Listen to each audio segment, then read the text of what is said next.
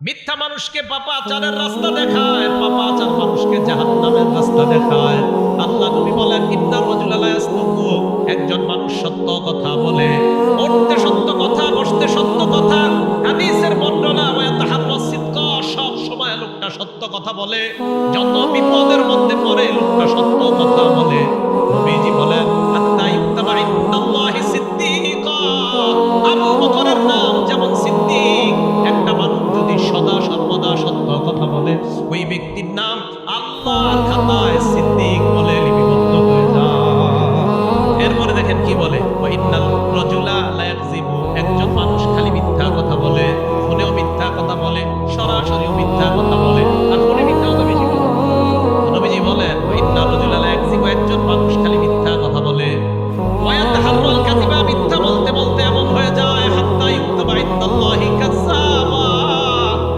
মুসাইলামাতুল কাযযাব, যে নিজের নবুয়ত দাবি করছে, তার নাম যেমন কাযযাব।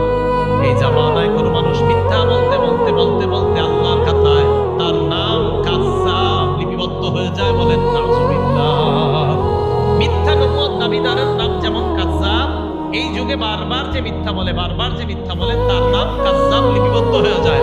আম্মা জান আয়েশা সিদ্দিকা রাদিয়াল্লাহু তাআলা আনহা বর্ণনা, ক্বালা রাসূলুল্লাহ সাল্লাল্লাহু আলাইহি ওয়াসাল্লাম, আম্মা জান আয়েশা সিদ্দিকা বলেন, মা কানা খুলুকুল আবযাইলা রাসূলিল্লাহ সাল্লাল্লাহু আলাইহি ওয়াসাল্লাম মিনাল কাযিব। দেখেন কি বলে রাসূল, আম্মা জান বলেন, নবীজির কাছে মিথ্যা কথা বলার চাইতে আর কোনো খারাপ, এই অপছন্দনীয় আর কোনো কিছু নবীর কাছে ছিল না। কেউ যদি মিথ্যা কথা বলতো, এটা নবী সবচেয়ে অপছন্দ করতেন।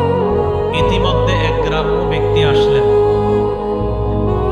গ্রাম্য ব্যক্তি আসার পর রাসূল আকরাম সাল্লাল্লাহু আলাইহি ওয়াসাল্লামকে প্রশ্ন করলেন, মাতাস সাআতু ইয়া রাসূলুল্লাহ, হুজুর কিয়ামত কবে?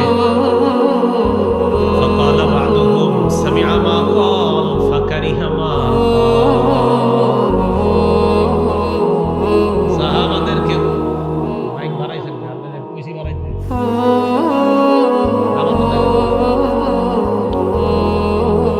রাসূল আকরাম সাল্লাল্লাহু আলাইহি ওয়াসাল্লামকে এক ব্যক্তি প্রশ্ন করলেন, কিয়ামত কবে?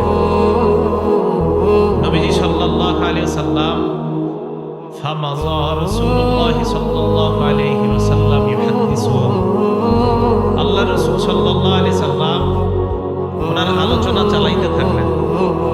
যিনি প্রশ্ন করলেন কিয়ামত কবে, তার কোনো জবাব না দিয়ে উনি ওনার আলোচনা কন্টিনিউ করলেন, চালাইতে থাকলেন। ফাকালা বা'দুহুম সামি'a মা ক্বাল ফাকারিহা মা ক্বাল। সাহাবাদের কেউ কেউ বললেন, নবীজি তার কথা শুনছে, কিন্তু মনে হয় সে যা বলছে এটা নবী অপছন্দ করছে, এই জন্যই তো নবী তার কোনো জবাব না দিয়ে উনি ওনার কথা জ্বালাইতেছে। এটা সাহাবাদের বক্তব্য। ওয়াকালা বা'দুহুম বাল লাম ইয়াসমা রাসূলুল্লাহ সাল্লাল্লাহু আলাইহি ওয়াসাল্লাম। আরেক সাহাবা বললেন, আমার তো মনে হয় নবীজি তার কথা শুনেই নেই। কোন সাহাবা বললেন, নবী তার কথা শুনছে, কথাটা পছন্দ করে নাই, তাই নবী তারে কোনো জবাব দেয় না। আরেক সাহাবা বললেন, আমার তো মনে হয় নবীজি তার কথা শুনেই নেই। হাত্তা ইদা কাদা হাদিসাহু, নবীজি যখন তার কথা শেষ করলেন, কথা শেষ করার পর রাসূল আকরাম সাল্লাল্লাহু আলাইহি ওয়াসাল্লাম বললেন, আইনা মুরাউস সাইলু আনিস সাআ। নবীজি বললেন, কিয়ামত সম্পর্কে প্রশ্নকারী ব্যক্তি কোথায়? যিনি কিয়ামতের ব্যাপারে প্রশ্ন করলেন তিনি কোথায়? তো যিনি প্রশ্ন করছেন তিনি বললেন, আমি। হুজুর, আমি প্রশ্ন করছি। এই কথা বলার পর আল্লাহ রাসূল সাল্লাল্লাহু আলাইহি সাল্লাম বললেন, ইদা দুকিয়াতিল আমানা ফান্তাজিরিস সাআ। যখন আমানত উঠিয়ে নেওয়া হবে তখন কিয়ামতের অপেক্ষা করো। সাহাবারা প্রশ্ন করলেন, কাইফা ইদাআতুনা ইয়া রাসূলুল্লাহ, হুজুর আমানত উঠিয়ে নেওয়া হবে কিভাবে, আপনার কাছে জানতে চাই। ফাকালা রাসূলুল্লাহ সাল্লাল্লাহু আলাইহি ওয়াসাল্লাম, ইদা মুসিদাল আমরু ইলা গায়রি আহলিহি ফান্তাজিরিস সাআ। কোন বিষয়ের দায়িত্ব যখন অযোগ্য ব্যক্তিকে দেওয়া হবে, তখনই কিয়ামত উঠিয়ে নেওয়া হবে। বুঝবা কিয়ামতে আর বেশি বাকি নাই, কিয়ামতের অপেক্ষা করো। তাহলে কোনো বিষয়ের দায়িত্ব অযোগ্য ব্যক্তিকে দেওয়া, এর মানে হলো আমানত উঠিয়ে নেওয়া, আর আমানত উঠিয়ে নেওয়া মানে হলো কিয়ামতের অপেক্ষা করা। অথচ আল্লাহ আদেশ করেছেন আমানত যথাযথভাবে যেন আদায় করা হয়। আল্লাহ আমাদের সকলকে আমানত যারা পাওনা, এই পাওনাদারদের হকগুলো আমরা যথাযথভাবে যেন আদায় করতে পারি, আল্লাহ তৌফিক দান করেন। আমানত ৮ প্রকার। বলেন আমানত সাধারণত মৌলিকভাবে কয় প্রকার? ৮ প্রকার। ১ নাম্বার আল আমানাতু ফিল ইবাদাহ, ইবাদতের ক্ষেত্রে আমানত। ইবাদতের ক্ষেত্রে আমানত হলো যথাযথভাবে ইবাদত করা, এটা হলো ইবাদতের ক্ষেত্রে আমানত। ইবাদত করতে গিয়ে আপনি অন্যদিকে তাকিয়ে থাকা, অন্যান্য কাজ করা, এটা আমানতের খেয়ানত। যেমন আপনি নামাজে দাঁড়ায় আকাশের দিকে তাকান আর এদিক সেদিক তাকান, এটা আমানতের খেয়ানত। নাসাই শরীফের বর্ণনা, ক্বালা রাসূলুল্লাহ সাল্লাল্লাহু আলাইহি ওয়াসাল্লাম, আল্লাহ নবী বলেন এমন একদল মানুষ যারা নামাজের মধ্যে দাঁড়ায়, নবীজি বলেন লা ইয়ানতাহিয়ান্না আকওয়ামুন আন রাফি আবসারিহিম ইলাস সামা আও লা তুখতাফান্না আবসারুহুম। আল্লাহ রাসূল বলেন একদল মানুষ নামাজে দাঁড়াইলে এদিক সেদিক তাকায়, আল্লাহ নবী বলেন তারা যেন তাদের নজরগুলো আকাশ থেকে তাড়াতাড়ি ফিরায় নিচের দিকে নেয়। নামাজের মধ্যে এদিক সেদিক যারা তাকায়, নবী কয় তাড়াতাড়ি চোখগুলো যেন সেখান থেকে ফিরায়। আও লা তুখতাফান্না আবসারুহুম, অন্যথায় তাদের চোখগুলা উঠিয়ে নেওয়া হবে, চোখ নিয়ে যেতে পারে আল্লাহ তাআলা যদি এইভাবে চোখ খালি এদিক সেদিক করে। তাহলে নামাজের মধ্যে যথাযথভাবে নামাজ না পড়া, এটা আমানতের খেয়ানত। যথাযথভাবে নামাজ পড়া, এটা হলো আমানত। রাসূল আকরাম সাল্লাল্লাহু আলাইহি সাল্লামকে জিবরিল আমিন প্রশ্ন করলেন, মাল ইহসান ইয়া রাসূলুল্লাহ, হুজুর ইহসান কি জিনিস আপনার কাছে জানতে চাই। فقال رسول الله صلى الله عليه وسلم أن تعبد الله كأنك تراه। ইহসান হলো তুমি আল্লাহর ইবাদত এমন ভাবে করা যেন তুমি সরাসরি আল্লাহকে দেখতে পাও। فإن لم تكن تراه فإنه يراك, যদিও তুমি আল্লাহকে দেখতে না পাও, আল্লাহ তোমাকে দেখতে পায়। তুমি আল্লাহর ইবাদত এমন ভাবে করা যেন আল্লাহকে তুমি দেখতে পাও, যদিও তুমি আল্লাহকে দেখতে না পাও, এটা নিশ্চিত আল্লাহ তোমাকে দেখতে পায়। তাহলে ইবাদত এটা যথাযথভাবে করা। সহিহ বুখারীর বর্ণনা 5760 নম্বর হাদিসের বর্ণনা, বাইনামান নবী সাল্লাল্লাহু আলাইহি ওয়াসাল্লাম ইউসাল্লি, আল্লাহ নবী মসজিদে নামাজের জন্য দাঁড়াইলেন। হঠাৎ আল্লাহ নবী সামনের দিকে তাকাইলেন, তাকিয়ে দেখলেন ফারাআ ফি কিবলাতিল মসজিদি নুখামা, আল্লাহ নবী তাকায় দেখলেন মসজিদের সামনের দেয়ালে নাকের ময়লা দেখা যায়, নাকের শ্লেষা দেখা যায়, নাকের ময়লা। ফাহাক্কাহা বিয়াদিহি, আল্লাহ নবী নিজ হাত মুবারক দ্বারা ওই নাকের ময়লা পরিষ্কার করলেন। নিজের হাতে নাকের ময়লা, নিজের নাক না আরেকজনের নাকের ময়লা নবী নিজ হাতে পরিষ্কার করলেন। পরিষ্কার করার পর ফাতাগাইয়াযা, নবীর চেহারা মুবারক লাল হয়ে যায়, আল্লাহ নবী রাগান্বিত হয়ে যায়। সাহাবাদেরকে বললেন শোনো তোমরা, ইদা কানা আহাদুকুম ফিস সালাত, তোমাদের কেউ যখন নামাজের মধ্যে থাকো, ফাইন্নাল্লাহা হিয়ালা ওয়াজহিহি, মনে রাখবা তোমার চেহারার সামনে আল্লাহ থাকেন। নামাজে যখন থাকো সামনে কে থাকেন? আল্লাহ। ফালা ইয়াতানাখামান্না আহাদুকুম হিয়ালা ওয়াজহিহি, নামাজের মধ্যে চেহারার সামনের দিকে কেউ থুতু ফেলবা না, নাকের ময়লা ফালাইবা না, কারণ তোমার সামনে যদিও দেখো মসজিদের দেয়াল, আসলে নামাজে তোমার সামনে হলেন আল্লাহ। ইবাদত করা এমন ভাবে যেন তুমি আল্লাহকে দেখতে পাও। আজকে থেকে ফজর নামাজ কালকে যখন পড়বেন, বলেন তো নামাজে দাঁড়াইলাম ফজরে, আমি কাকে দেখতে পাচ্ছি কেমন যেন? না না, আমি তো আল্লাহকে দেখি না, আমাকে কে দেখে? এই তো বুঝে আসছে। তাহলে আমানত ৮ প্রকার। ১ নাম্বার আল আমানাতু ফিল ইবাদাহ, ইবাদতের ক্ষেত্রে আমানত মানে যথাযথভাবে যে ইবাদত করা দরকার ওইভাবে ইবাদতটা করার নাম হলোই আমানত, আর ইবাদতটা ওইভাবে না করার নাম আমানতের খেয়ানত। ২ নাম্বার আল আমানাতু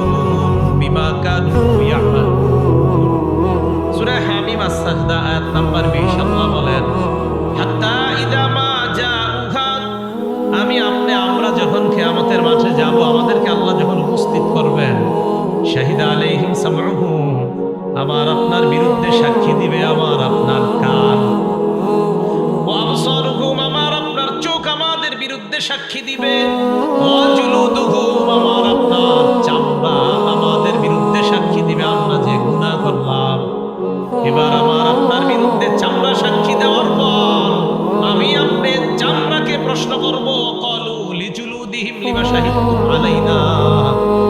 চামড়াকে প্রশ্ন করবে, ও চামড়া, আমাদের বিরুদ্ধে কেন সাক্ষী দিলা? চামড়ারা জবাব দিবে, আনতাকাল্লাহুল্লাযী আনতাকা কুল্লা শাই। এই চামড়া জবাব দিবে, আমি চামড়াকে আজকে কথা বলিয়েছেন ওই আল্লাহ, যে আল্লাহ চাইলে সব কিছুকে কথা বলাইতে পারে। চামড়া যখন সাক্ষী দিবে, সূরা হামিম আস-সাজদার 20 নম্বর আয়াত আর 21 নম্বর আয়াতে আল্লাহ বললেন, 20 নম্বর আয়াতে কান সাক্ষী দিবে, চোখ সাক্ষী দিবে, চামড়া সাক্ষী দিবে। আর 21 নম্বর আয়াতে ওই মানুষ প্রশ্ন করবে, ও চামড়া, আমাদের বিরুদ্ধে সাক্ষী দিছো কেন? চামড়া বলবে, কেন সাক্ষী দিতে পারি না। তো চামড়াকে বলবে, তুমি আবার কথা বলতে পারো নাকি? চামড়া জবাব দিবে, আল্লাহ যিনি সব কিছুকে কথা বলাইতে পারেন, ওই আল্লাহ আমি চামড়ার মধ্যে কথা বলাইছি। তাহলে চামড়াকে কথা বলাইতে পারবেন কে? হ্যাঁ, এগুলো আমাদের বিরুদ্ধে সাক্ষী দিবে। তাহলে আমানত কয় প্রকার? ভুলে গেছে, কয় প্রকার? 2 নাম্বার, অঙ্গ প্রত্যঙ্গ গুলা গুনাহ থেকে হেফাজত করা। সূরা ইয়াসিন কম বেশি সবাই পারেন। আল্লাহ পাক রব্বুল আলামিন দেখেন কি বলেন, সূরা ইয়াসিনের 65 নাম্বার আয়াতে আল্লাহ বলেন, আল-ইয়াওমা নাখতিমু আলা আফওয়াহিহিম, আজকে আমি তাদের মুখের মধ্যে মোহর মেরে দিব। ওয়া তুকাল্লিমুনা আইদিহিম, তাদের হাত আমার সাথে কথা বলবে। ওয়া তাশহাদু আরজুলুহুম বিমা কানু ইয়াকসিবুন, পা সাক্ষী দিবে আল্লাহ, হাত যা যা বলছে আমি পা হাতের পক্ষে সাক্ষী দিয়ে দিলাম। অঙ্গ প্রত্যঙ্গগুলা গুনাহ থেকে হেফাজত করা, এটাই হলো আমানত। গুনাহ করা, এটার নাম খেয়ানত। এটা গেল অঙ্গ প্রত্যঙ্গ হেফাজত করার কথা। এই অঙ্গ প্রত্যঙ্গের মধ্যে একটা অঙ্গের নাম চোখ। বলেন তো কি? চোখ। এই চোখকে গুনাহ থেকে হেফাজত করা। বুখারী শরীফের বর্ণনা, সাহাবায়ে কেরামকে রাসূল আকরাম সাল্লাল্লাহু আলাইহি সাল্লাম বলেন, ইয়াকুম ওয়াল জুলুসা আলাত তুরুকাত, তোমরা রাস্তার মধ্যে আড্ডাবাজি করা থেকে বাঁচবা, গোল মিটিং করা থেকে বাঁচবা, বেশি বেশি পয়সা কথা বলা, অনর্থক কথা বলা থেকে তোমরা বাঁচবা। সাহাবারা বললেন, মা লানা বুদ্দুন ইন্নামা হিয়া মাজালিসুনা ইয়া রাসূলুল্লাহ, রাস্তাঘাটে কথা বলা ছাড়া আমাদের কোনো উপায় নাই, আমরা ধর্মীয় আলোচনাগুলো রাস্তার মধ্যেই করে থাকি। আল্লাহ নবী বললেন, ফাইন আবাইতুম ইল্লাল মাজালিস, রাস্তায় যদি বসতেই হয়, ফাআতুত তরিকা হাক্কা, রাস্তার হক আদায় করবা। সাহাবারা প্রশ্ন করলেন, ওয়া হাক্কুত তরিক ইয়া রাসূলুল্লাহ, রাস্তার হক আপনার কাছে জানতে চাই, রাস্তার হক আমার কি? আল্লাহ নবী বললেন, রাস্তার হক হলো 5টা। বলেন, রাস্তার হক কয়টা? 1 নাম্বার গদ্দুল বাসার, নজর নিচে রাখা 1 নাম্বার, এটা হলো রাস্তার হক। চোখ নিচে রাখা, এটা কিসের হক? 2 নাম্বার কাফুল আযাব, কষ্টদায়ক বস্তু সরায়া দেওয়া, এটা রাস্তার হক। 3 নাম্বার রদ্দুস সালাম, সালামের জবাব দেওয়া। 4 নাম্বার আমরুল বিল মারুফ, নেক কাজের আদেশ করা। 5 নাম্বার নাহয়ুন আনিল মুনকার, অসৎ কাজ থেকে নিষেধ করা। 1 নাম্বার চোখকে নিচের দিকে রাখা, এটা রাস্তার হক। বলেন, চোখ নিচে রাখা কিসের হক? রাস্তার হক। আর 2 নাম্বার কষ্টদায়ক বস্তু সরায়া দেওয়া, এটাও রাস্তার হক। দেখেন, আপনি রাস্তা দিয়ে হাঁটতেছেন, কষ্টদায়ক একটা ইট দেখলেন, চক্কা ইট পড়ে রয়েছে, এটা কাটা, এটা সুই, এটা কলার সিলকা পড়ে আছে, এটা আপনি সরায়া নিলেন এই নিয়তে, আমার কোনো মুসলমান ভাইয়ের পায়ের মধ্যে এই ইটের টুকরাটা লাগতে পারে, আমার কোনো মুসলমান ভাইয়ের পায়ে এই কাঁটা বিদ্ধ হতে পারে, আমার কোনো মুসলমান ভাইয়ের পায়ে এই সুইটা লাগতে পারে, এই নিয়ত কইরা আপনি ওই রাস্তা থেকে কষ্টদায়ক বস্তু সরায়া দিলেন। সহিহ বুখারীর 52 নম্বর হাদিসের বর্ণনা, রাসূল আকরাম সাল্লাল্লাহু আলাইহি সাল্লাম বলেন, বাইনামা রাজুলুন ইয়ামশি বিতরিকিন ওয়াজাদা গুসনা শাওকিন আলাত তরিক, আমার কোনো উম্মত রাস্তা দিয়ে হাঁটতেছে, হাঁটার সময় রাস্তায় কষ্টদায়ক একটা বস্তু পাইছে, কাঁটা। হাদিসে আসছে কাঁটা, ওয়াজাদা গুসনা শাওকিন আলাত তরিক, একটা কাঁটা, ডাল, গাছের ডাল, এই ডালের মধ্যে কাঁটাযুক্ত ডাল, এরকম একটা পাইছে। কাটার পর, ওইটা পাওয়ার পর ওই কাঁটাযুক্ত ডালটাকে সরায়া দিয়েছে। এর দ্বারা উদ্দেশ্য কষ্টদায়ক যত বস্তু সরায়া দেওয়া। আল্লাহ রাসূল বলেন, কেউ যদি এই কাজটা করে, শাকারাল্লাহু লাহু, ওই মুহূর্তে আল্লাহ তার উপর সন্তুষ্ট হয়ে যায়। ওয়া গাফারা লাহু, তার আগের সব গুনাহগুলো আল্লাহ মাফ করে দেয়। বলেন, রাস্তার হক কয়টা? 1 নাম্বার কি? হেফাজত করা। বলেন, আমানত কয় প্রকার?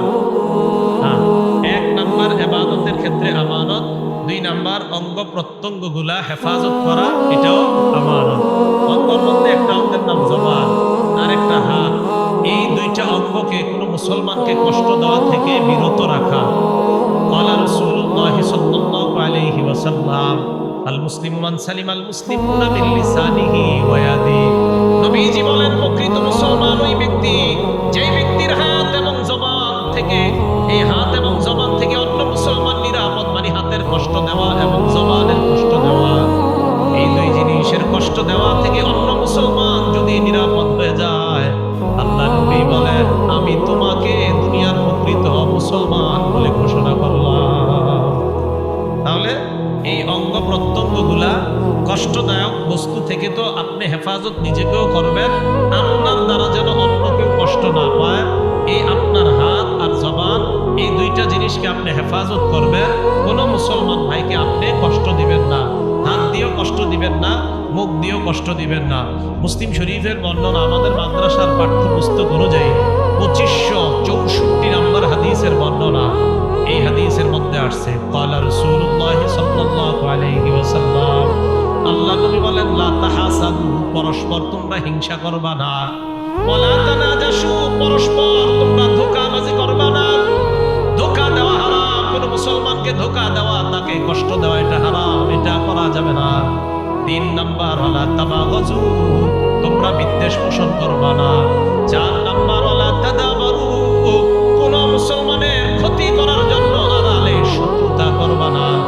সামনাসামনি বড় ভালো মধু মাখা কথা বলে, দই খাওয়ায়, মিষ্টি খাওয়ায়, চা খাওয়ায়, তলে তলে তাকে দেখতে পারে না এমন মানুষ সমাজে আছে না? নয়, এটা করা যাবে না। ওয়ালা ইয়াবিউ আলা বাই'i বাদিন, এক ভাই ক্রয় বিক্রয় করতেছে, তুমি ওই ভাইয়ের ক্রয় বিক্রয়ের উপর তুমি ক্রয় বিক্রয় করবা না।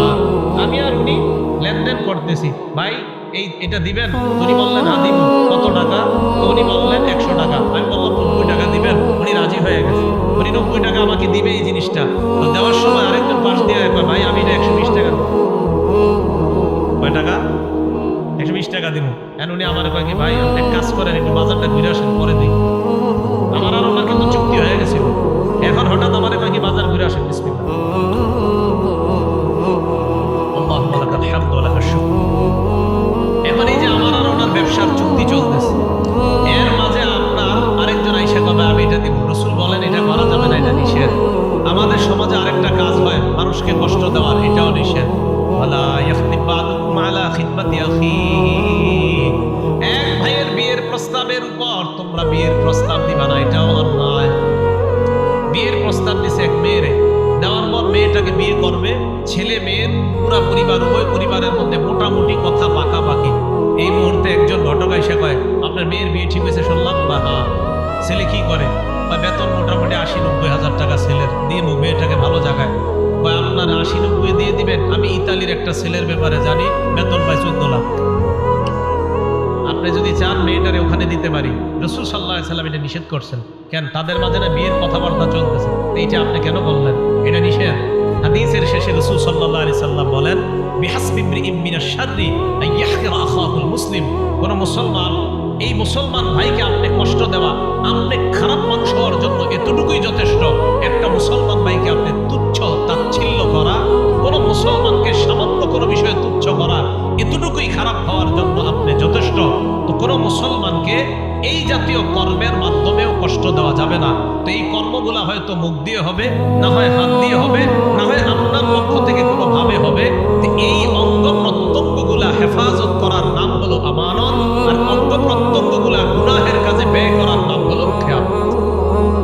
আমানত 8 প্রকার। 2 নাম্বার, অঙ্গ প্রত্যঙ্গগুলা গুনাহের কাজে খরচ করার নাম খেয়ানত। 3 নাম্বার, আল আমানাতু ফিল ওয়াদাই, কেউ কিছু রাখলে, আপনার কাছে আমানত রাখলে, এই গচ্ছিত মাল এটা যথাযথভাবে আপনার কাছে রাইখা এটা পৌঁছিয়ে দেওয়ার নাম হলো আমানত। সহিহ বুখারীর 33 নম্বর হাদিস, ক্বালা রাসূলুল্লাহ সাল্লাল্লাহু আলাইহি ওয়াসাল্লাম, আল্লাহ নবী বলেন আয়াতুল মুনাফিকি সালাস, নবীজি বলেন মুনাফিকের আলামত হলো 3টা। বলেন জোরে, কয়টা? মুনাফিকের আলামত কয়টা? 1 নাম্বার, ইজা হাদাসা কাযাবা, মুনাফিক কথা বললে মিথ্যা কথা বলে। 2 নাম্বার, ওয়া ইজা ওয়াদা আখলাফা, মুনাফিক ওয়াদা করলে খেলাফ করে।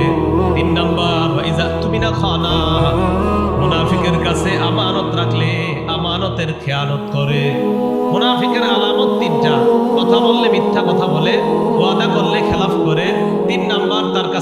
আমানত রাখলে এই আমানতের খেয়ানত করে।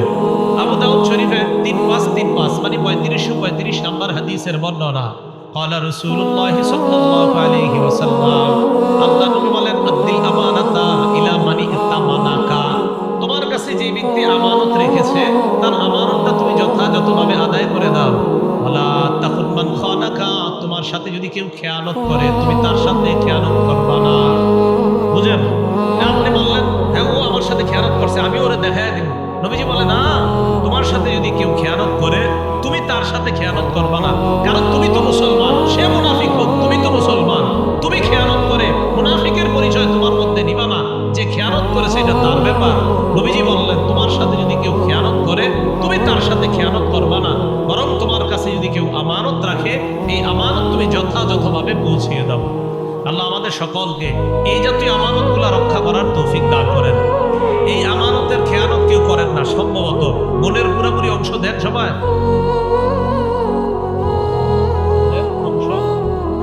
হ্যাঁ, আপনার আব্বা যে মারা গেছে আপনার বোনেরা অংশ পায় না, দেননি পুরোপুরি। যদি না দেন তাহলে আপনার কাছে রয়ে গেছে, আপনি 5 ওয়াক্ত নামাজ পড়ার আর কপাল কালো বানায় ফেলছেন, তাই না? হ্যাঁ, এই তো আপনি হজ করছেন 38 বার, আর আপনার বোনের হক আপনি দিচ্ছেন না কেন? এতদিন পাইলা টাইলা বড় করলেন, বিয়ে শাদী দিয়ে দিচ্ছেন, এর হক কেন দিবেন? এইগুলা বলে। আর বোনেরাও এমন আজীব পায়, এই হক নিয়ে যাওয়ার পরে ভাইয়ের বাসায় আর আসবো কিভাবে, মানে এইগুলা চিন্তা চেতনা এদের বাসা, মানে এমন কেন হবে? মানে এটা তো বোন উনি পাও না, সে পাও না, আপনাদের ভাই বোনের সম্পর্ক তো থাকবে, এটা যে যারটা পাওনা দিয়ে দেওয়া। এই আমানত আপনার যাদের কাছে আছে, আপনাদের কাছে, আপনারা অনেক হজ করছেন, জাহান্নামে যাওয়ার জন্য আপনি নিশ্চিত প্রস্তুত থাকেন। যদি কারো হক মেরে থাকেন, হক কিন্তু আদায় করেন তাড়াতাড়ি, না হয় বিপদে পড়বেন। আমি সত্যি বলছি, বিপদে পড়বেন। আল্লাহ আমাদের সকলকে এই আমানতগুলো যারা পাওনাদার তাদেরকে পাওনা বুঝিয়ে দিয়ে আল্লাহ যেন মৃত্যুর আগে এই পাওনাগুলো বুঝিয়ে দেওয়ার তৌফিক দান করেন। এটা বদানে গচ্ছিত সম্পদ। 4 নাম্বার আল আমানাতু ফিল আমাল। যারা শ্রমিক আছেন, আপনারা যে কাজ করেন এই কাজ আপনার কাছে আমানত। আপনি আপনার মালিকের সাথে বেঈমানি করা আমানতের খেয়ানত। যারা শ্রমিক আছেন, এই শ্রমিক যে কাজ করেন এই শ্রম দেওয়া আমানত। আপনার মালিকের সাথে আপনি ওয়াদাবদ্ধ হয়েছেন 5 ঘন্টা কাজ করবেন, আপনি ইচ্ছাকৃতভাবে আধা ঘন্টা কম কাজ করা, এটা আমানতের খেয়ানত। এটা ওনাকে জানাইতে হবে, যদি না জানান আপনি আমানতের খেয়ানত করবেন। কথা কি বুঝে আসছে? এটা 4 নাম্বার আল আমানাতু ফিল আমাল। শ্রম দেওয়া, এই শ্রম দেওয়ার ক্ষেত্রে যদি কেউ অন্যায়ভাবে উল্টা পাল্টা করে এটা আমানতের খেয়ানত। সকালবেলা আপনার অফিস 10টা থেকে, আপনি জানেন ঢাকা শহর জ্যামের কথা, এরপরেও আপনি রওনা করছেন 9:30টায়, অফিস 10টায় রওনা করছেন 9:30টায়, ঢাকা শহর 9:30টায় রওনা করা মানে আধা ঘন্টা রাস্তা, সামনে যাইলে আধা ঘন্টা গেলে আপনার অফিস।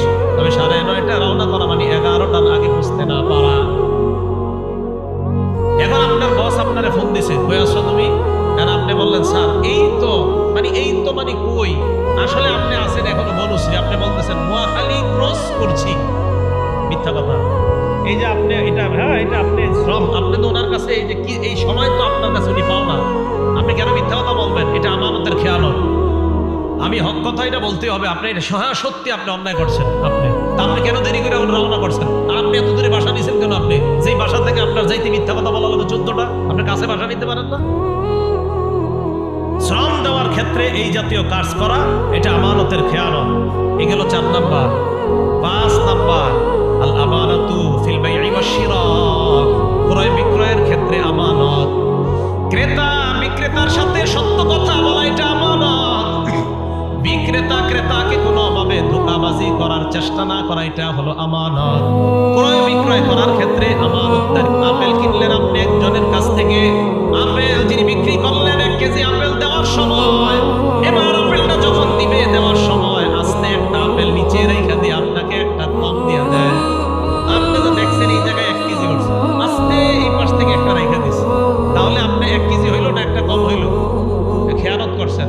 আপনার ছেলেকে হাফেজ বানাইতেছেন এই টাকা দিয়া, হ্যাঁ ও আপেল দোকানদার ভাই, ছেলেরা হাফেজ বানাইতেছেন, কবরে যাওয়ার জন্য তৈরি হন, আর এটা হাফেজ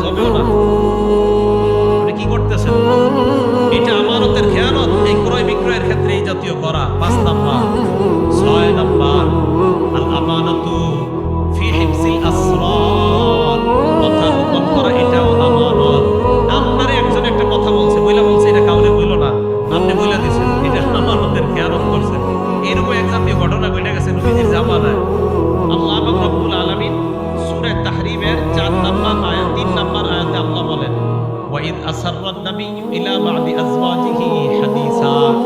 স্মরণ করুন ওই সময়কে যখন মুহাম্মদ সাল্লাল্লাহু আলাইহি সাল্লাম তার কোনো এক বিবির কাছে কিছু কথা বলছে গোপনে। কথা বলার পরে বলছে, তুমি এই কথাটা কাউরে বইলো না। উনি কি করছে বইলা দিস। আল্লাহ নবী যখন তার বিবিকে বললেন, কি ব্যাপার, তুমি কেন কথাটা বললা? আমি না তোমাকে বললাম এই কথাটা কাউকে বলবা না। আল্লাহ বলেন, ফালাম্মা নাব্বাআত বিহি ওয়া আযহারাহুল্লাহু আলাইহি। আল্লাহ নবীর বিবিকে আল্লাহ নবী বলছিলেন কথাটা কাউকে বলবা না। উনি কি করছেন? নাব্বাআত বিহি বইলা দিছে আরেকজন। ওয়া আযহারাহুল্লাহু আলাইহি। আল্লাহ রাব্বুল আলামিন নবীর কাছে ব্যাপারটা প্রকাশ করে দিয়েছে। আপনি আপনার বিবির বলছেন না বলতে আপনার বিবি বইলা দিছে। তো রাসূল আকরাম সাল্লাল্লাহু আলাইহি সাল্লাম আম্মাজানকে ডাক দিয়ে বললেন, ফালাম্মা নাব্বাআহা বিহি। আম্মাজানকে বললেন, কি ব্যাপার, তুমি এটা বললা কেন? নবীজি যখন আম্মাজানকে ব্যাপারটা অবগত করলেন, তুমি কেন এমন কথা বলে দিলা যে কথাটা আমি তোমাকে বলতে নিষেধ করলাম? আম্মাজান জবাব দেয়, মান আম্মাকা হাযা। আপনাকে কে বলছে আমি যে কথাটা বইলা দিছি? আপনি কেমনে জানছেন? নবীজি তার এক বিবিরে একটা কথা বলছে, তুমি কথাটা গোপন নাই। উনি আরেকজনকে বইলা দিছে। আল্লাহ নবীজিরে জানাই দিছে। নবীজি এসে ওনার বিবিকে বলতেছে, আচ্ছা তুমি এটা কেন বললা? তো ওনার বিবি কয়, মান আম্মাকা হাযা। আপনাকে কে বলছে আমি যে বইলা দিছি? নবীজি জবাব দিলেন, নাব্বাআনি আল আলিমুল খাবীর। আল্লাহ আমাকে জানায়া দিছে। আল আমারাতু ফি হিফজিল আসরার। গোপন কথা হেফাজত করা এটা আমানত। কেউ যদি আপনাকে বলে, বিশ্বাস করে একটা কথা বলার পর যদি বলে এটা বইল না, এটা আমানত। শেখ সাদী রহমাতুল্লাহ আলাইহি বলছে, মানুষের স্বভাব হলো তুমি যদি তারে কিছু বইলো না, সে এটা বেশি বলবে। হ্যাঁ, এটা বেশি বলবে। ৭ নাম্বার, আল মাসউলিয়াতু আমানত। দায়িত্ব এটা একটা আমানত। মাদ্রাসার মুতাবিব সাহেব তার দায়িত্ব এটা আমানত। মসজিদের ইমাম তার দায়িত্ব এটা আমানত। মুয়াজ্জিনের তার দায়িত্ব এটা আমানত। ঘরের বাবা মা তাদের দায়িত্ব আমানত।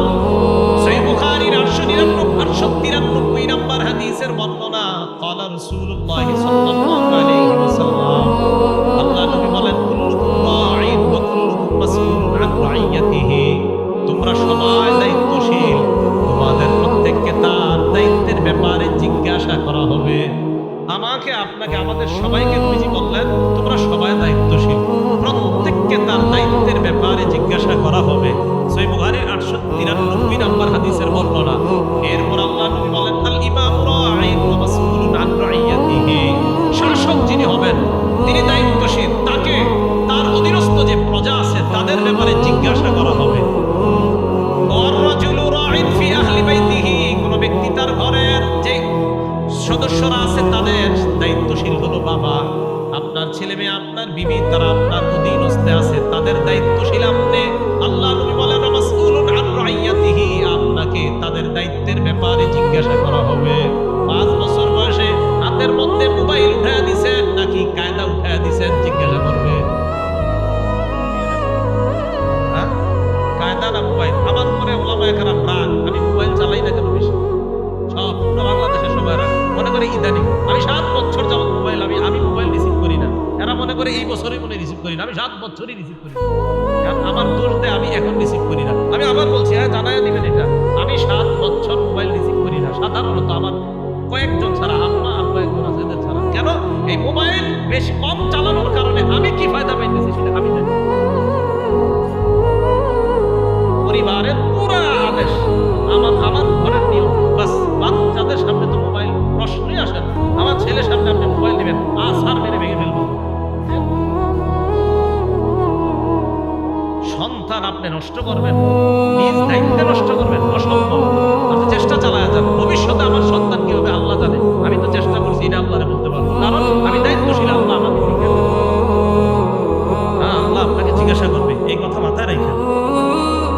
এই পরীক্ষায় 90 না আরো বেশি 95% মানুষ এই জায়গায় ধরা খাবে, সন্তানের হাতে গজব ছোটবেলা থেকে যারা খায়। আল্লাহকে ভয় করেন। আমার ব্যাপারে এই অভিযোগগুলো দিয়ে আমি বলছি, আমি 7 বছর যাবত দিয়ে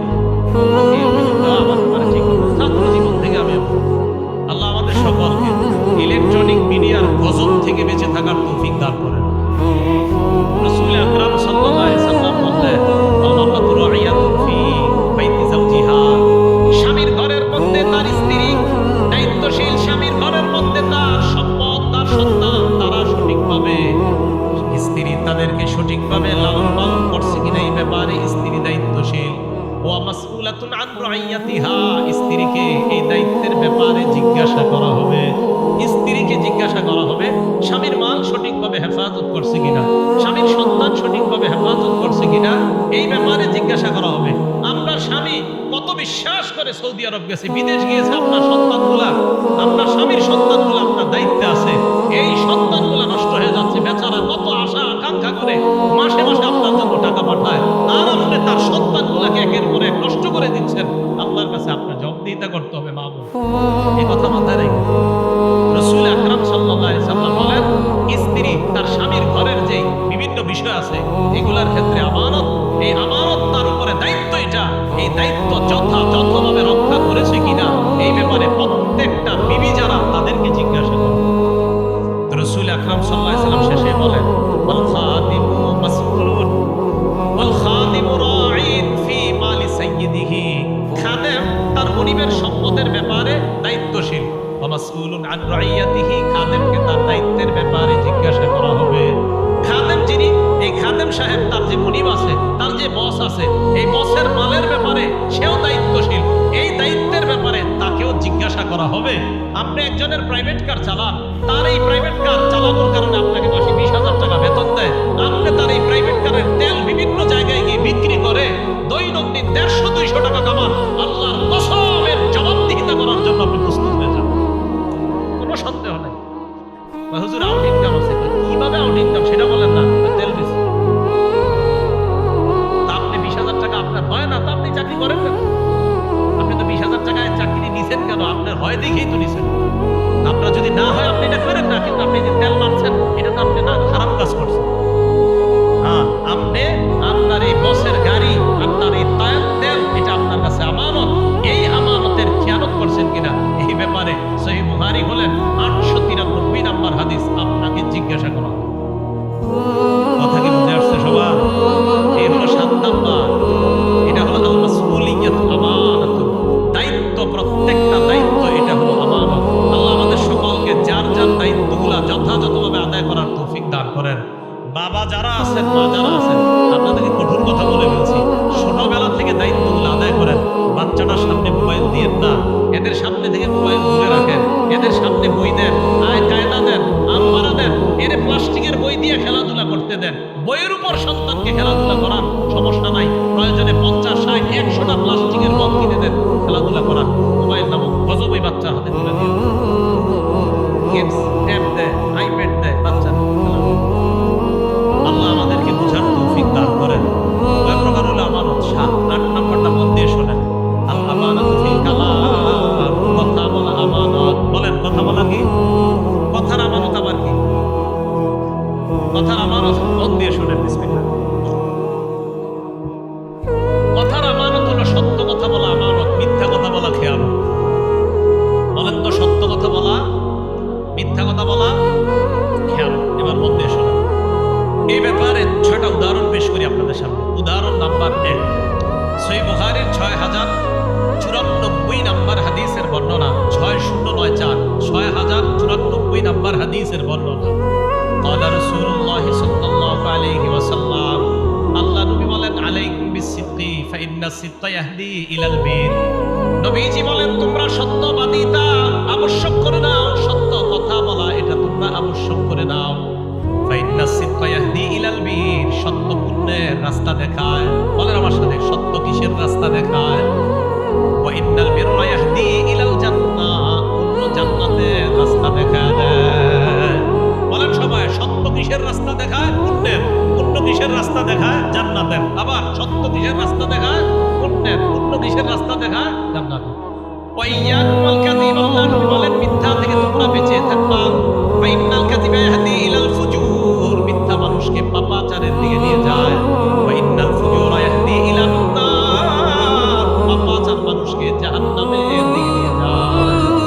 তাহলে সত্য মানুষকে পুণ্যের দিকে নিয়ে যায়, সত্য মানুষকে পুণ্যের রাস্তা দেখায়, পুণ্য মানুষকে জান্নাতের রাস্তা দেখায়।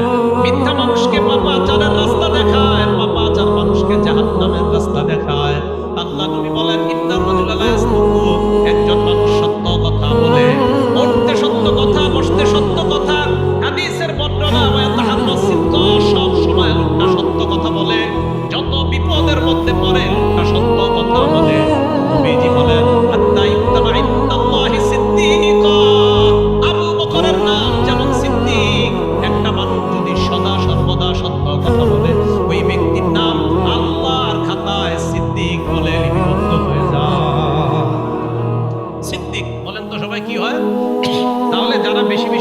কথা বলে আল্লাহর খাতায়, বলেন তাদের নাম কি হয়ে যায়? ভাই আমরা সবাই সিদ্দিক হব তো ইনশাআল্লাহ। আল্লাহ আমাকে আপনাদের সকলকে সিদ্দিক হওয়ার তৌফিক দান করেন। এরপরে দেখেন কি বলে, ওয়া ইন্নাল রাজুলা লা ইয়াকযিবু, একজন মানুষ খালি মিথ্যা কথা বলে, ফোনেও মিথ্যা কথা বলে, সরাসরিও মিথ্যা কথা বলে। আর ফোনে মিথ্যা কথা বেশি বলে, ফোনে মিথ্যা কথা বেশি। ওই যে বললাম যে এই মিথ্যাটা বেশি বলে, ওই আছেন ওই বলছ আসলে আসে অন্য জায়গায়। আর বাংলাদেশে এমন এক অবস্থা, মানে জ্যামে যে মানুষের এমন মিথ্যাবাদী বানায়, জ্যামের কারণে মিথ্যা কথা কই আছেন তো অমুক জায়গায় আছে, আসলে কিন্তু অমুক জায়গায় নাই। এই যে আপনি ভাই মিথ্যা কথা কেন বলবেন? বলেন এটা বললেন না, মিথ্যা কথা বললেন না। নবীজি বলেন ইন্না রাজুলা লা ইয়াকযিবু, একজন মানুষ খালি মিথ্যা কথা বলে, ওয়া ইয়াতাহাররাল কাযিবা, মিথ্যা বলতে বলতে এমন হয়ে যায় হাত্তা ইউকতাবা ইনদাল্লাহি কাযযাবা। মুসাইলামাতুল কাযযাব, যে নিজের নবুয়ত দাবি করছে, তার নাম যেমন কাযযাব। এই জামানায় কোন মানুষ মিথ্যা বলতে বলতে বলতে বলতে আল্লাহর খাতায় তার নাম কাযযাব লিপিবদ্ধ হয়ে যায়। বলেন নাউযুবিল্লাহ। মিথ্যা নবুয়ত দাবিদারের নাম যেমন কাযযাব, এই যুগে বারবার যে মিথ্যা বলে, বারবার যে মিথ্যা বলে, তার নাম কাযযাব লিপিবদ্ধ হয়ে যায়। আল্লাহ আমাদেরকে কাযযাব থেকে বাঁচায়া সিদ্দিকের অন্তর্ভুক্ত হওয়ার তৌফিক দান করেন। উদাহরণ নাম্বার 2, তিরমিজি শরীফের 1973 নম্বর হাদিসের বর্ণনা। এই হাদিসের মধ্যে আসছে আম্মা জান আয়েশা সিদ্দিকা রাদিয়াল্লাহু তাআলা আনহার বর্ণনা। ক্বালা রাসূলুল্লাহ সাল্লাল্লাহু আলাইহি ওয়াসাল্লাম, আম্মা জান আয়েশা সিদ্দিকা বলেন, মা কানা খুলুকুন আব্বাযা ইলা রাসূলিল্লাহ সাল্লাল্লাহু আলাইহি ওয়াসাল্লাম মিনাল কাযিব। দেখেন কি বলে রাসূল। আম্মা জান বলেন, নবীজির কাছে মিথ্যা কথা বলার চাইতে আর কোনো খারাপ, এই অপছন্দনীয় আর কোনো কিছু নবীর কাছে ছিল না। কেউ যদি মিথ্যা কথা বলতো, এটা নবী সবচেয়ে অপছন্দ করতেন। আম্মা জান আয়েশা বলেন, মিথ্যা বলার এই দুশ্চরিত্র যদি কারো মধ্যে থাকতো, মিথ্যা বলার এই খারাপ অভ্যাস যদি কারো মধ্যে থাকতো, এটা নবী সবচেয়ে অপছন্দ করতেন।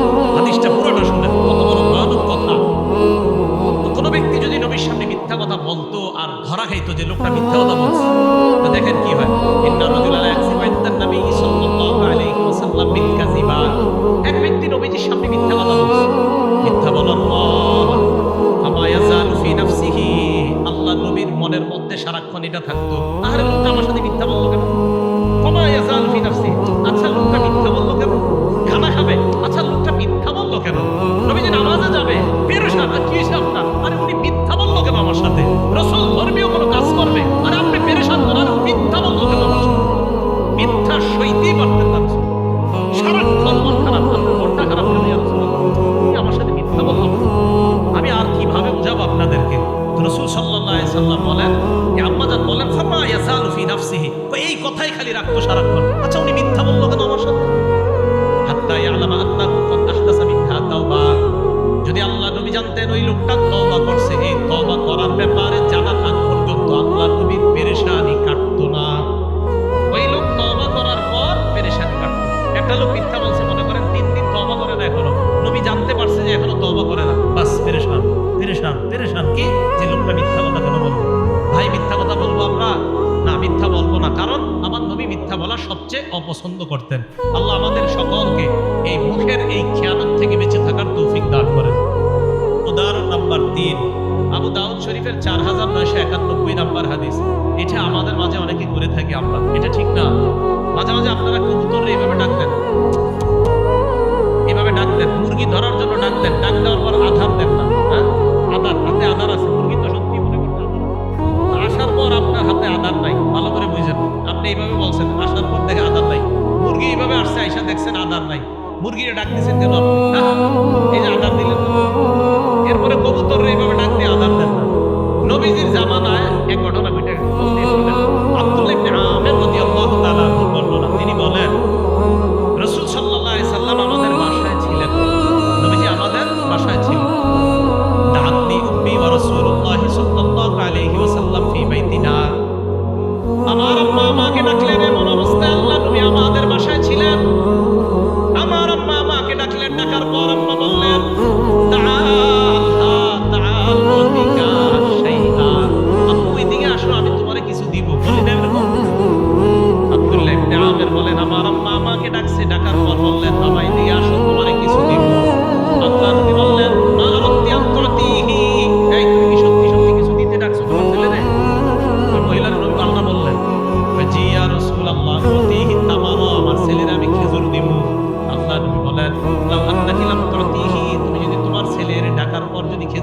দিতা। তুমি যদি তোমার সন্তান ডাকার পর এই যে এইভাবে বললা এদিকে আসো কিছু দিব, আমরা বাংলাদেশিরা বলি আসো মজা দিব, আসার পর মজা দেন না, বেতের বাড়ি শুরু। আল্লাহ নবী বলেন তুমি যদি এইভাবে ডাকার পর তোমার সন্তানকে কিছু না দিতা, তাহলে তোমার ব্যাপারে কুতিবাত ইনদাল্লাহি কাযিবা, আল্লাহর কাছে তোমার নামে একটা মিথ্যা কথা লেখা হয়ে যেত। এইভাবে কখনো ভেবে দেখেন নাই? বলেন তো এই মিথ্যা কথাটা হয়নি আমাদের দ্বারা? আসো মজা দিব, দেন না, এইগুলো বললেন না। যদি মজা থাকে তো সত্যি দিয়ে, যদি না থাকে বললেন না। রাসূল সাল্লাল্লাহু আলাইহি সাল্লাম বললেন তুমি যদি মিথ্যা কথা বলতে, তোমার সন্তানকে ডাকার পর যদি কিছু না দিতা, তো তোমার নামে একটা মিথ্যা কথা লেখা হয়ে যেত। উদাহরণ নাম্বার 4, এটা ভালো করে বুঝেন। এই এলাকায় একজন পীর সাহেব আসছে, আল্লাহ মনে করেন আজকে আমাদের কুমিল্লা মাওলানা আনিসুর রহমান আশরাফি সাহেব আসছে, ভালো মানুষ। কেন ওনার সামনে আপনারা ফল ফ্রুট দিচ্ছেন অথবা খানা দিচ্ছেন, তো ওনার সামনে দুইজন দাঁড়ায় রয়েছে। এখন উনি একজনকে বললেন ভাই বসেন, খাইতে বসেন। এর আপনি বললেন কি হুজুর খিদা নাই। আসলে খিদা আছে বেটা, আসলে কি আছে? আপনি বলছেন খিদা নাই। দলিল? হ্যাঁ দলিল তো আছে, দলিল ছাড়া তো কথা হবেই না। এই যে আপনি এইভাবে ডাকলো, ডাকার পরে যে আপনি বললেন না, এইটা আপনি মিথ্যা কথা বলছেন। ইবনে মাজাহ 3298 নম্বর হাদিসের বর্ণনা। আসমা বিনতে ইয়াজিদ রাদিয়াল্লাহু তাআলা আনহার বর্ণনা, তিনি বলেন আমরা আল্লাহ রাসূলের সাথে এক জায়গায় গেলাম। হ্যাঁ এই ঘটনাগুলো কিন্তু ঘটে যায়, এই ঘটনা ঘটে যায়। আমি সাধারণত কারো সামনে এরকম বসতাম না ছাত্র জামানায়, কিন্তু কখনো বসে গেলে যদি বলতেন খা, আমি নগদ খাওয়া শুরু যদি খিদা থাকে। আর যদি আমার খিদা না থাকে বাসন খাইতাম না, কিন্তু খিদা থাকলে খাইতাম। কেন? আমি তো তিরমিজি শরীফে হাদিস পড়ছি। রাসূল আকরাম সাল্লাল্লাহু আলাইহি সাল্লামের সামনে উতিয়া রাসূলুল্লাহ সাল্লাল্লাহু আলাইহি সাল্লাম বিতআম। আমাদের যারা আছি আমরা সবাই রাসূল সাল্লাল্লাহু আলাইহি সাল্লামের কিছু সুন্নাহ খুব গুরুত্ব দেই। তো এইগুলোও যে নবীজির সুন্নাহ, এটা কেউ গুরুত্ব দেয় না। রাসূল সাল্লাল্লাহু আলাইহি সাল্লামের সামনে খাবার দেওয়া হলো, দস্তরখান ভর্তি খাবার দেওয়া হলো। খাবার দেওয়ার পর আল্লাহ নবীর সামনে যখন খাবার রাখা হয়, আশেপাশে যারা লজ্জায় চিন্তা করতেছে কি বললা, মানে বসবো কিনা নবীর সাথে। মেহমান কিন্তু সবাই, মাসালা হলো মেহমান যেহেতু সবাই, তো সবাইরই তো দিছে। আল্লাহ নবী বললেন কি ব্যাপার? এদের মধ্যে কয়েকজন বলল লা নাশতাহি ইয়া রাসূলুল্লাহ, হুজুর খিদা নাই, খাবো না, খিদা নাই। আল্লাহ নবী বললেন আসলে খিদা নাই। শোনো তোমরা, লা তাজমাআন্না জুআন ওয়া কাযিবা, এই এক পেটের মধ্যে মিথ্যা আর ক্ষুধা একত্রিত করবা না। খিদা রাইখা বইলো না খিদা নাই, তাহলে ক্ষুধাও কষ্ট পাইলা আর মিথ্যাও জমা করবা। এক পেটের মধ্যে ক্ষুধা আর মিথ্যা একত্রিত করবা না। এই হাদিসগুলো খুব বেশি বেশি বলা দরকার। আমরা অনেক সময় অনেক ভাবসাব নিয়ে বসে থাকি। 2-4 জন মেহমান আমার সাথে যায়, যাওয়ার পরে বসে থাকি এমন, আরে দাওয়াত দিছে 10 জনকে, আপনারা 9 জন কেন আমার সামনে লজ্জা পাবেন? 10 জনকে দাওয়াত দিছে, আমি সহ আরো 10 জন, তো 9 জন লজ্জা পাইতেছে, এর সামনে কিভাবে খাবো? আপনাদেরকে দাওয়াত দিছে কেন? ইসলাম ইসলামের মতো বুঝার চেষ্টা করবেন। আপনি নিজের মতো ইসলাম বুঝলে হবে না। আপনি বাসে একজন সামনে খুব বড় মানুষের খাবেন না, তো কোথায় কষ্ট পাবেন? আল্লাহ রসুলের চাইতে আমার বড় খেতে দিয়ে রাসূল সাল্লাল্লাহু আলাইহি সাল্লাম বললেন লা তাজমাআন্না জুআন ওয়া কাযিবা, ক্ষুধা মিথ্যা এক পেটে একত্রিত করবা না। খিদা রাইখা কেন বলো খিদা নাই?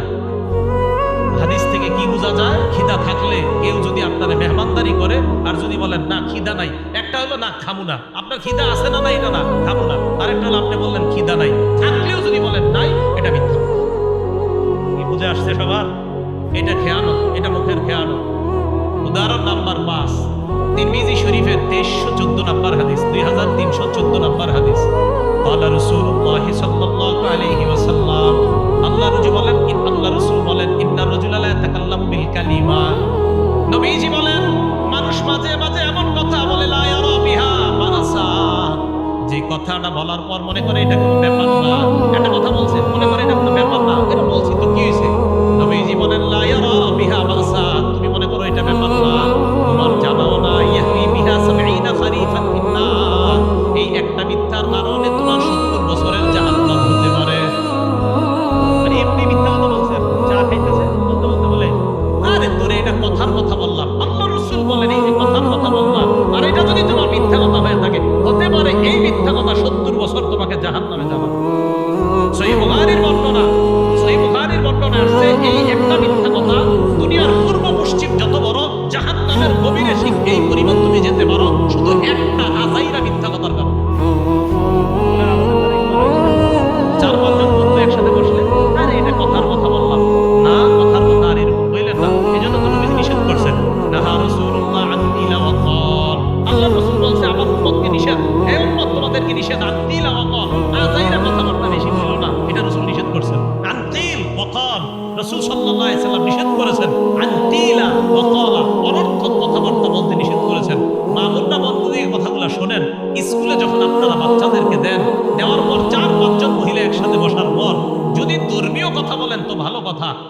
অনর্থক কথাগুলো যদি বলেন তো মনে রাখবেন মা, আল্লাহ রাসূল নিষেধ করেছেন, নাহা রাসূলুল্লাহ আন কিলা ওয়া ক্বাল, রাসূল অনর্থক কথা বলতে নিষেধ করেছেন। তাহলে অনর্থক মজলিসে আমরা বসবো না, অনর্থক কথাবার্তা বলবো না, শুনবো না। কথা কি বুঝে আসছে? একজন আপনাদের এলাকায় আসছে, আসার পর 4 জন বসছেন সামনে। একজন জিজ্ঞেস করতেছে আপনার ছেলে মেয়ে কয়জন? তো বলছে 2 জন। মনে করেন আমারই জিজ্ঞাসা করলেন ছেলে মেয়ে কয়জন? আমি বললাম আমার মেয়ে আছে একটা, ছেলে আছে একটা। বাকি 4 জন কিন্তু শুনছে।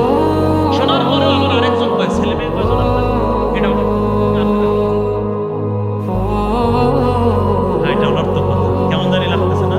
আমার প্রত্যেক কথার পিছনে দলিল আছে, ক্বাল আল্লাহ বা ক্বাল রাসূলুল্লাহ সাল্লাল্লাহু আলাইহি ওয়াসাল্লাম। উদাহরণ নাম্বার 6, এটা আমার বিরুদ্ধে আমি বলতেছি। আমরা যারা স্টেজে বৈশা মানুষকে মিথ্যা কথা বইলা হাসাই, আজকে ভালো করে হাদিস মনে রাখবেন। কি কথা বইলা হাসাই? মিথ্যা কথা। আর আপনারা সারাদিন আলোচনা করেন, জানোস আজকে এমন একজনের দাওয়াত দেওয়া হয়েছে, হ্যাঁ 1/2 ঘন্টা খালি হাসাইব। বাস পরে আপনারা সবাই মিছিল দিয়ে আসেন যে আজকে 1/2 ঘন্টা হাসবো, 1/2 ঘন্টা কান আর 1 ঘন্টা বসো। এই যে 1/2 ঘন্টা মিথ্যা কথা বইলা ঠেলে হাসাবে। একটা কথা হলো রাসূল সাল্লাল্লাহু আলাইহি সাল্লামের কিছু হাদিস আছে, হাসির হাদিস। আমার একটা আলোচনায় আছে রাসূল সাল্লাল্লাহু আলাইহি সাল্লামের হাসি। এই জায়গায় আমি প্রায় 19টা হাদিস আনছি, এই জায়গায় রাসূল হাসছে। রাসূল সাল্লাল্লাহু আলাইহি সাল্লাম যেখানে হাসছে, হাসবেন শুধু রাসূল না, আল্লাহও হাসছে। এই হাদিসও আছে। কে হাসছে? হ্যাঁ, আপনি ওই হাদিস বলে হাসান যাবো। আন্দাজি অনর্থক মিথ্যা কথা বলে যদি হাসান, তো দেখেন নবীজি কি বলে। তিরমিজি শরীফের 2315 নম্বর হাদিসের বর্ণনা, 2315 নম্বর হাদিস। قال رسول الله صلى الله عليه وسلم, আল্লাহ নবী বলেন, ওয়াইলুল লিল্লাযী ইউহাদ্দিসু বিল হাদিস লিইউদহিকা বিহিল কওম। ওই ব্যক্তি ধ্বংস হোক, ওই বক্তা ধ্বংস হোক, যে ব্যক্তি মানুষের সামনে কথা বলে, কথা বলতে বলতে মিথ্যা বলে মানুষকে হাসানোর জন্য। বলেন তো আমাদের সমাজে মানুষকে হাসায় মিথ্যা কথা বলে এমন মানুষ আছে না নাই? আপনারা তো অভিযোগ দেন, কয় অমুক অভিনেতা মিথ্যা কথা বলে আমাদেরকে হাসায়। আরে মিয়া, অভিনেতাকে কি বলবেন আপনারা? আমাকেই বলেন। আমার মতো মানুষ এই মঞ্চে বৈশা আমিও মিথ্যা কথা, মানে আমার মতো কেউ কেউ মঞ্চে বৈশা মিথ্যা কথা বইলে আপনাদেরকে হাসায়। আল্লাহ নবী বলেন, কোন মুসলমান অন্য মুসলমানকে যদি মিথ্যা কথা বইলা হাসায়, ওয়াইলুল লিল্লাযী, সে ধ্বংস, ওয়াইলুল লাহু, সে ধ্বংস, ওয়াইলুল লাহু, সে ধ্বংস। বলেন কি বলছে? ধ্বংস। এই জন্য আলোচক করে কখনো আপনারা এগুলো বললেন না। কি হুজুর, আপনি কিন্তু 2 ঘন্টা সময় দিত আমাদেরকে। উনি কি করবে? উনি চিন্তা করে 1/2 ঘন্টা এই মিছা কথাগুলো কয়ে হাসাবো। এরপরে চিন্তা করে আর 1/2 ঘন্টা এক কাজ করতে হবে। কি কাজ? ওই মিছা কথাগুলো বলে জনগণ কাঁদবো, বাস কাঁদবে। পরে মাঝখানে 1 ঘন্টা ওনার ওই যেগুলো এগুলো উনি বলবে। আপনাদের দোষ আছে, আয়োজকদেরও দোষ আছে। নিয়ত করবেন কোরআন সুন্নাহর কথা শুনবো, এখান থেকে হেদায়েতের বাণী শুনবো, অন্যের কাছে প্রচার করব।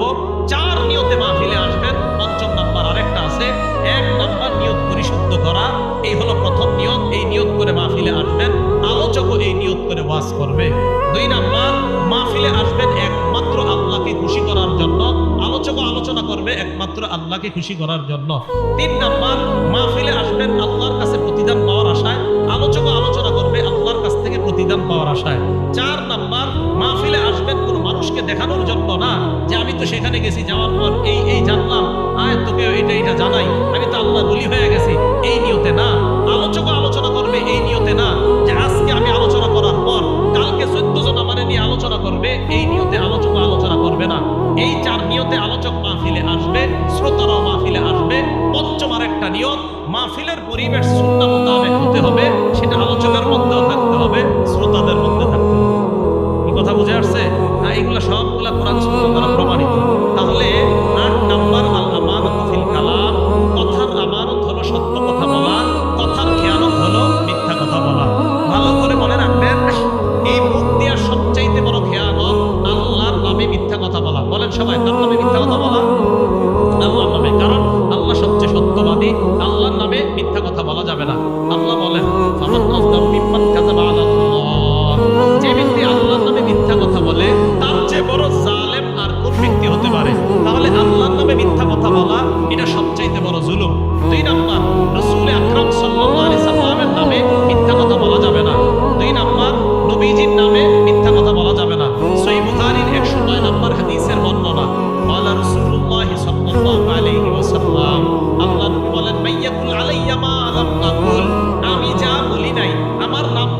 কেউ বলে ফেলে আমি যা বলি নাই, আমার নাম নিয়ে যদি কেউ বলে যে এটা রাসূল বলছে,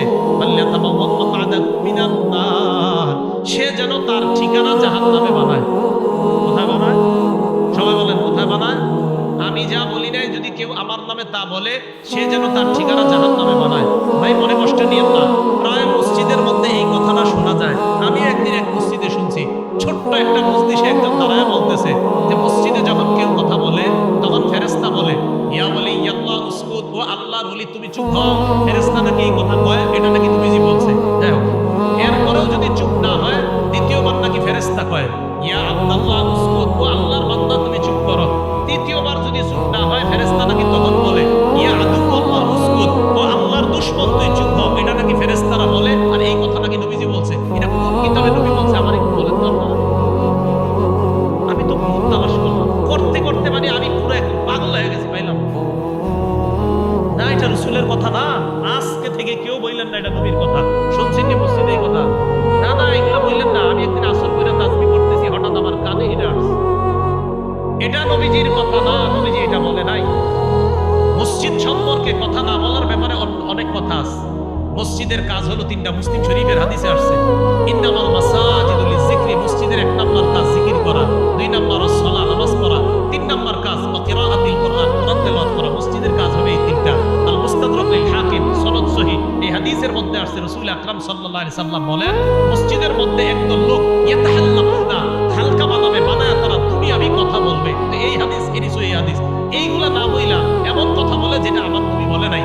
রাসূল বলেন আমি যা বলি নাই, আমার নাম নিয়ে যদি কেউ এগুলা বলে, সে যেন তার ঠিকানা জাহান্নামে বানায়। রাসূল নামে মিথ্যা কথা বলেন না। সহিহ বুখারী 110 নম্বর হাদিস, ক্বালা রাসূলুল্লাহ সাল্লাল্লাহু আলাইহি ওয়াসাল্লাম, আল্লাহ নবী বলেন মান কাযাবা আলাইয়া মুতাআম্মিদা, কেউ যদি আমার নামে বানিয়ে মিথ্যা কথা বলে, ফাল্যাতাবাওয়া মাকআদাহু মিনান নার, সে যেন তার ঠিকানা জাহান্নামে বানায় দেয়। বুখারী শরীফের 1291 নম্বর হাদিসের বর্ণনা, নবীজি বলেন ইন্না কাযিবান আলাইয়া লাইসা কাযিবিন আলা আহাদ, তোমাদের কারো নামে মিথ্যা বলা আর আমি নবীর নামে মিথ্যা বলা এক কথা না। তোমাদের নামে মিথ্যা বলা হারাম, বাকি আমার নামে মিথ্যা বলাটা এটা ভয়ঙ্কর অপরাধ। তাহলে আমার আর ওনার নামে মিথ্যা বলা এটাও অপরাধ। কিন্তু রাসূল বলেন আমার নামে মিথ্যা বলা আর তোমাদের সাধারণ কারো নামে মিথ্যা বলা, এই দুই মিথ্যার মান এক না। আমার নামে মিথ্যা বলা এটা ভয়ঙ্কর। মুসলিম শরীফের 1 নম্বর হাদিস, একটু পৃষ্ঠা করলে যে হাদিসটা, এই হাদিসে রাসূল বলেন লা তাকযিবু আলাইয়া, আমার নামে মিথ্যা কথা বলবা না। ফাইন্নাহু মাইয়াকযিব আলাইয়া, আমার নামে যে মিথ্যা কথা বলে ইয়ালিজিন নার, সে সোজা জাহান্নামে প্রবেশ করবে। মুসলিম শরীফের 6 নম্বর হাদিস, নবীজি বলেন ইয়াকুনু ফি আখিরিজ জামানুন নাস, শেষ জামানায় এমন কিছু মানুষের আবির্ভাব ঘটবে ইউহাদ্দিসুনাকুম বিমা লাম তাসমাউ আনতুম ওয়ালা আবাউকুম, তারা এমন এমন হাদিস তোমাদেরকে বলবে যা তোমরাও শোনো নাই, তোমাদের বাপ দাদারাও শোনে নাই। ফাইয়াকুম ওয়া ইয়াহুম, তাদের থেকে তোমরা বেঁচে থাকবা। মুসলিম শরীফের 7 নম্বর হাদিস, রাসূল আকরাম সাল্লাল্লাহু আলাইহি সাল্লাম বলেন শেষ জামানায় এমন কিছু দাজ্জালের আবির্ভাব ঘটবে। দাজ্জালুনা কাজ্জাবুনা, এরা মিথ্যাবাদী দাজ্জাল হবে। ইয়াতুনাকুম মিনাল আহাদিস, তারা এমন এমন হাদিস তোমাদের সামনে পেশ করবে বিমা লাম তাসমাউ আনতুম ওয়ালা আবাউকুম, যা তোমরা শোনো নাই, তোমাদের বাপ দাদারা শোনে নাই। ফাইয়াকুম ওয়া ইয়াহুম, তাদের থেকে তোমরা বেঁচে থাকবা। লা ইউদিল্লুনাকুম, তারা যেন তোমাদেরকে পথভ্রষ্ট করতে না পারে। ওয়ালা ইয়াফতিনুনাকুম, তারা যেন তোমাদেরকে ফিতনায় না ফালাইতে পারে। ভাই আমানত 8 প্রকার। 1 নাম্বার ইবাদতে আমানত, ইবাদত যথাযথভাবে করা আমানত, অন্যভাবে করা উল্টা পাল্টা ইবাদত করা খেয়ানত। 2 নাম্বার আল আমানাতু ফি হিফজিল জাওয়ারি, অঙ্গ প্রত্যঙ্গ গুনাহ থেকে হেফাজত করা আমানত, গুনাহ করা এটা হলো খেয়ানত। 3 নাম্বার আল আমানাতু ফিল ওয়াদাই, গচ্ছিত মালকে আপনার কাছে রাখা, এটা যথাযথভাবে আদায় করা আমানত, আদায় না করা খেয়ানত। 4 নাম্বার আল আমানাতু ফিল আমাল, শ্রমিক শ্রম দেওয়ার সময় পরিপূর্ণভাবে শ্রম দেওয়া আমানত, অন্য কিছু করা এটা খেয়ানত। 5 নাম্বার আল আমানাতু ফিল বাই'i ওয়াশ শিরা,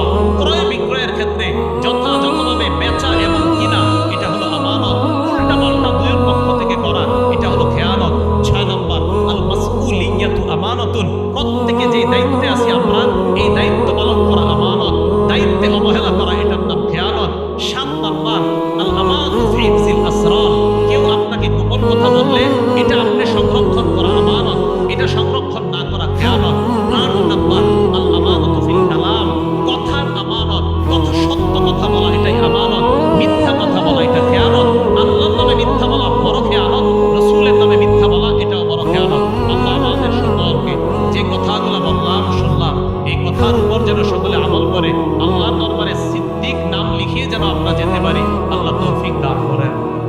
আমিন। আখিরু দাওয়ানা আলহামদুলিল্লাহি রাব্বিল আলামিন। আমরা কেউ উঠবো না, বসেন বসেন, কেউ উঠবো না, বসি বসি আমরা। এই ভাই, এই যে বসি, বসেন। আমরা কেউ উঠবো না, বসি, মেহেরবানি করে আমরা বসি। আল্লাহর রাস্তায় আমরা কেউ উঠবো না।